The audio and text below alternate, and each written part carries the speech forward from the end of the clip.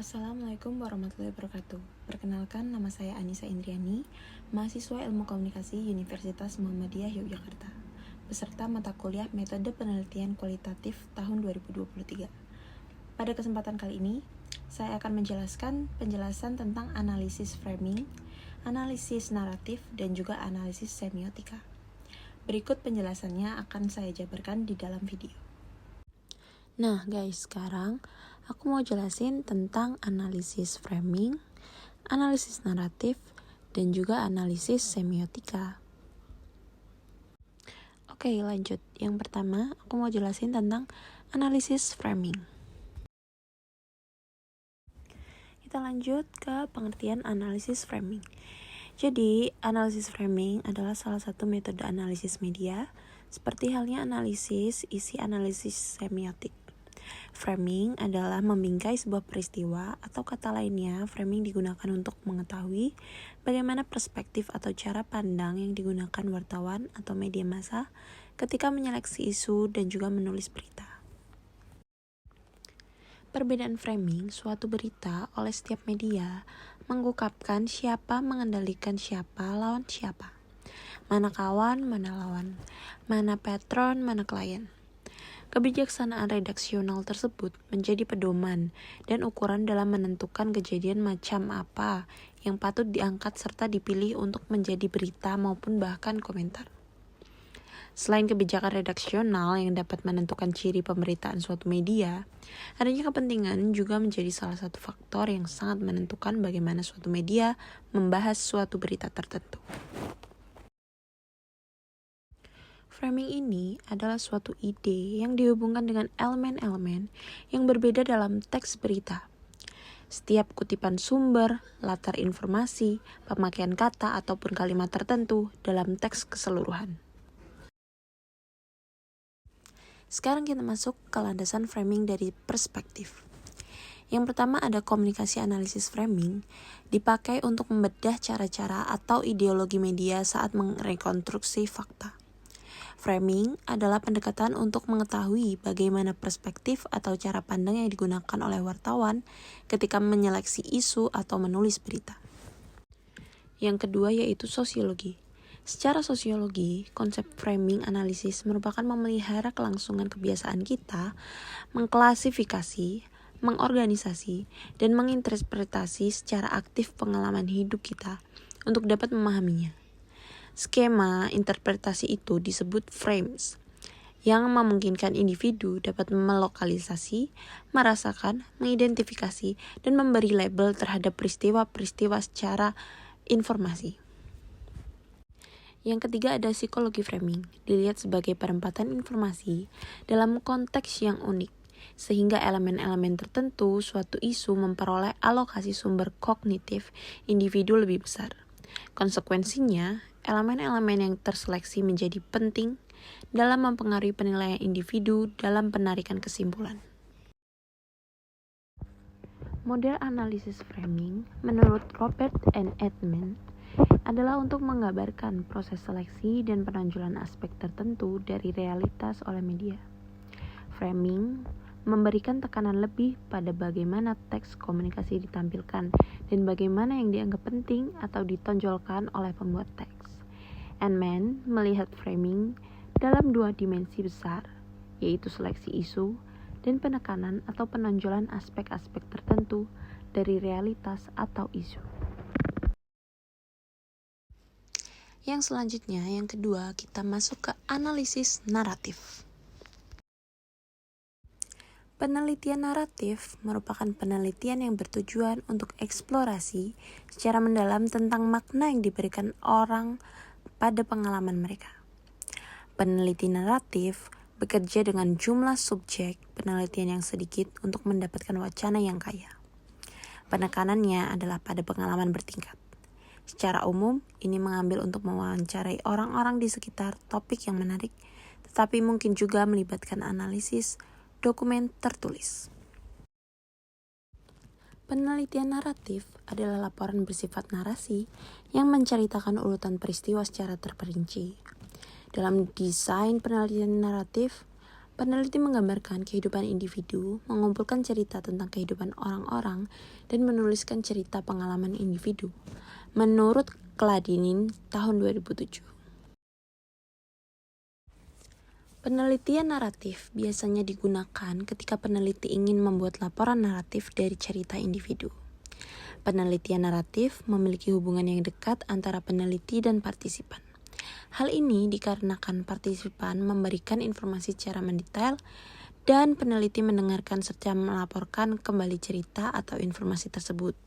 Sehingga partisipan merasa bahwa cerita atau informasi yang dia sampaikan penting dan bisa memiliki manfaat bagi orang lain. Peneliti dalam menuliskan cerita atau informasi dari partisipan menggunakan pendekatan kualitatif, di mana peneliti dapat menulis dalam bentuk sastra dan persuasif. Penelitian naratif merupakan penelitian secara umum atau menyeluruh dari berbagai praktik penelitian kualitatif. Sehingga untuk melaksanakan penelitian naratif perlu dipahami karakteristik penting dari jenis-jenis penelitian yang termasuk dalam kategori penelitian naratif. Adapun jenis-jenis penelitian naratif menurut Casey tahun 1995 atau 1996 dalam Creswell tahun 2012 sebagai berikut. Ada autobiografi, biografi, riwayat hidup, cerita pengalaman pribadi, cerita pribadi, interview, dokumen pribadi, sejarah hidup, etnografi, autoetnografi, dan etnosipsikologi. Berdasarkan Creswell tahun 2012, salah satu kunci karakteristik yang menonjol dalam penelitian naratif adalah terdapat pada 7 karakteristik utama penelitian naratif, yaitu yang pertama, pengalaman individu. Penelitian naratif berfokus pada pengalaman satu individu atau lebih. Peneliti mengeksplorasi pengalaman-pengalaman individu. Pengalaman yang dimaksud pengalaman pribadi dan pengalaman sosial. Kladinin dan Connolly tahun 2000 menurutnya adalah pengalaman dalam penelitian naratif ini bersifat personal, yaitu apa yang dialami individu dan sosial individu yang berinteraksi dengan orang lain. Jadi, peneliti naratif memfokuskan pada memahami riwayat atau pengalaman masa lalu individu dan bagaimana pengalaman itu memberikan kontribusi pada pengalaman saat ini dan yang akan datang. Yang kedua ada kronologi pengalaman. Memahami masa lalu individu seperti juga masa sekarang dan masa depan adalah salah satu unsur kunci dalam penelitian naratif. Peneliti naratif menganalisis suatu kronologi dan melaporkan pengalaman individu. Ketika peneliti berfokus pada pemahaman pengalaman ini, peneliti memperoleh informasi tentang masa lalu, masa sekarang, dan masa depan dengan partisipan. Kronologi yang dimaksud dalam penelitian naratif adalah peneliti menganalisis dan menulis tentang kehidupan individu menggunakan urutan waktu menurut kronologi kejadian. Yang ketiga ada pengumpulan cerita. Peneliti memberikan tekanan pada pengumpulan cerita yang diceritakan oleh individu kepadanya atau dikumpulkan dari berbagai field text. Cerita dalam penelitian naratif adalah orang pertama langsung secara lisan yang mengatakan atau menceritakan. Cerita biasanya memiliki awal, tengah, dan akhir. Cerita secara umum harus terdiri dari unsur waktu, tempat, plot, dan juga adegan. Peneliti naratif mengumpulkan cerita dari berbagai sumber data. Field text dapat diwakili oleh informasi dari sumber lain yang dikumpulkan oleh peneliti dalam desain naratif. Yang keempat ada restorying. Cerita pengalaman individu yang diceritakan kepada peneliti diceritakan kembali dengan kata-kata sendiri oleh peneliti. Peneliti melakukan ini untuk menghubungkan dan mengurutkannya. Restorying adalah proses di mana peneliti mengumpulkan cerita, menganalisisnya dengan unsur kunci cerita, yaitu waktu, tempat, plot, dan adegan, dan kemudian juga menulis kembali cerita itu untuk menempatkannya dalam urutan kronologis. Ada beberapa tahapan untuk melakukan restory. Yang pertama, peneliti melakukan wawancara dan mencatat percakapan dari rekaman suara. Yang kedua, peneliti mencatat data kasar atau mentah dengan mengidentifikasi unsur kunci cerita. Yang ketiga, peneliti menceritakan kembali dengan mengorganisir kode kunci menjadi suatu rangkaian atau urutan. Yang keenam, kita masuk ke coding tema. Peneliti naratif dapat memberi kode dari cerita atau data menjadi tema-tema atau kategori-kategori. Identifikasi tema-tema memberikan kompleksitas sebuah cerita dan menambah kedalaman untuk menjelaskan tentang pemahaman pengalaman individu. Peneliti menggabungkan tema-tema menjadi kalimat mengenai cerita individu atau memasukkannya sebagai bagian terpisah dalam suatu penelitian. Peneliti naratif secara khusus memberi tema utama setelah menceritakan kembali kisahnya. Yang keenam ada konteks atau latar. Peneliti mendeskripsikan secara terperinci latar atau konteks di mana pengalaman individu menjadi pusat fenomenanya. Ketika melakukan restorai, cerita partisipan, dan menentukan tema, peneliti memasukkan rincian latar atau konteks pengalaman partisipan. Latar atau setting dalam penelitian naratif boleh jadi teman-teman, keluarga, tempat kerja, rumah, dan lain sebagainya. Yang terakhir ada kolaborasi. Peneliti dan partisipan berkolaborasi sepanjang proses penelitian. Kolaborasi dalam penelitian naratif yaitu peneliti secara aktif meliput partisipannya dalam memberikan cerita yang dibukakan atau dikembangkan. Kolaborasi bisa meliputi beberapa tahap dalam proses penelitian, dari merumuskan pusat fenomena sampai menentukan jenis field text yang akan menghasilkan informasi yang berguna untuk menulis laporan cerita pengalaman individu.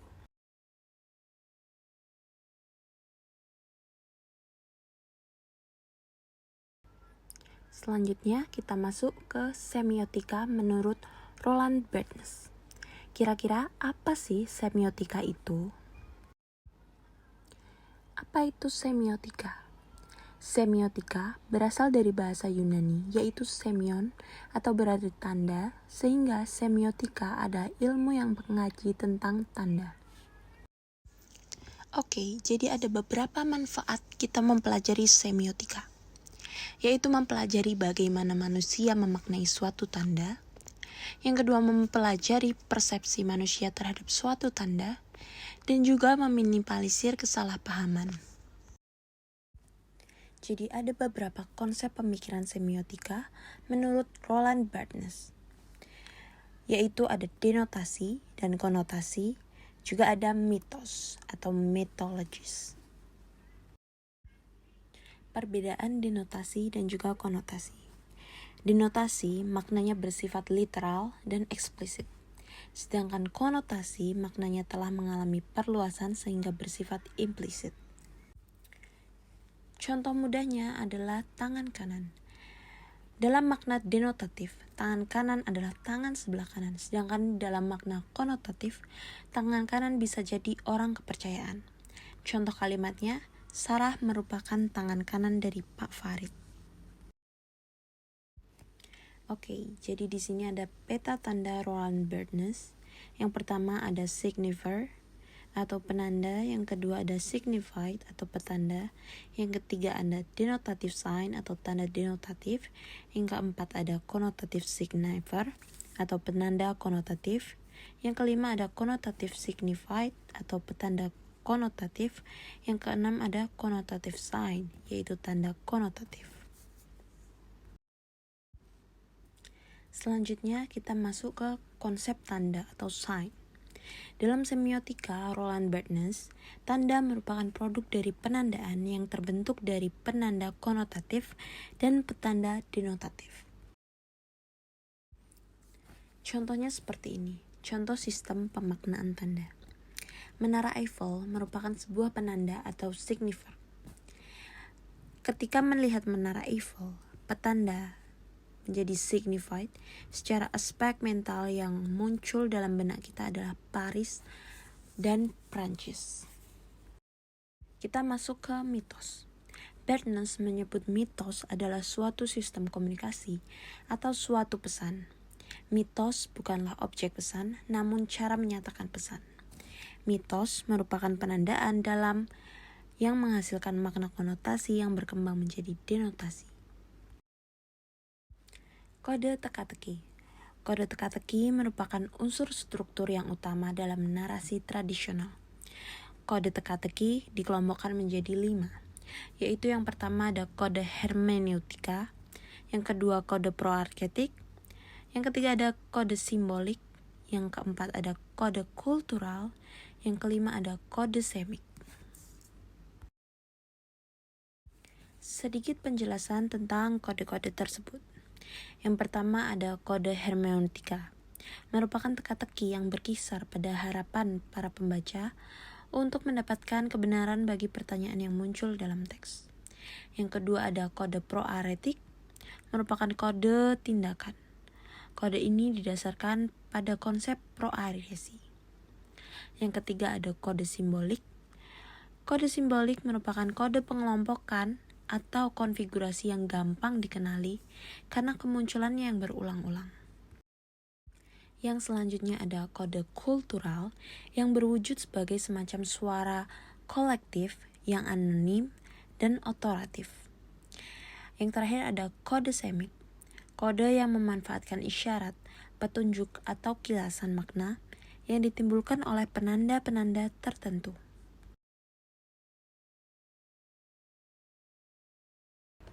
Gimana guys, udah ditonton kan tadi videonya? Nah itu tadi adalah penjelasan dari analisis framing, analisis naratif, dan juga analisis semiotika yang dapat aku sampaikan. Semoga ilmu yang aku sampaikan tadi dapat bermanfaat buat kita semua. Kurang lebihnya mohon maaf. See you di next video. Wassalamualaikum warahmatullahi wabarakatuh.